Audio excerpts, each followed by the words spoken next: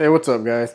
This is the electric lunchbox by Cozy Expert. I gotta tell you, I like this thing a lot more than I expected to. It works really cool. It's really easy. It comes with just a nice carry bag and a couple of different options for plugs. So you have your 12 to 24 volt car plug and then your 120 volt house plug.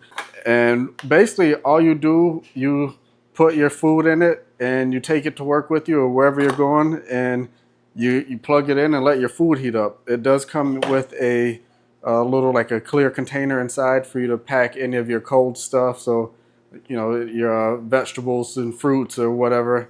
So you can take that out during the heating process. But you also have the option, of course, of not using that if you want to have more food that you would need to heat up. You just fill up the whole metal tray in there. What I like is that all of the components come apart super easy. So you just unsnap it. It has a little carrying handle on top. And then when you pull that off, it has the metal tray inside.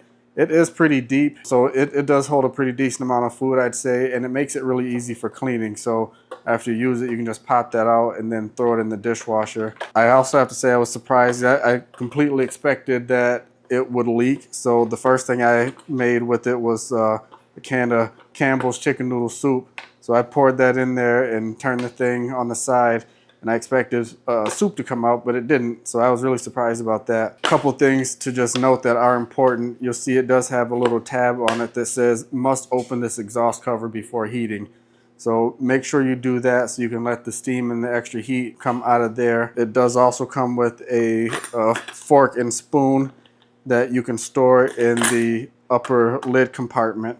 So that's really cool. The only thing that I would say is that you're going to want to plan a good at least 30 minutes or so, depending on what you're heating up. So I think that can of chicken noodle soup that I did, I ended up letting it heat up for, I kind of forgot about it, and I came back like around 35 minutes later.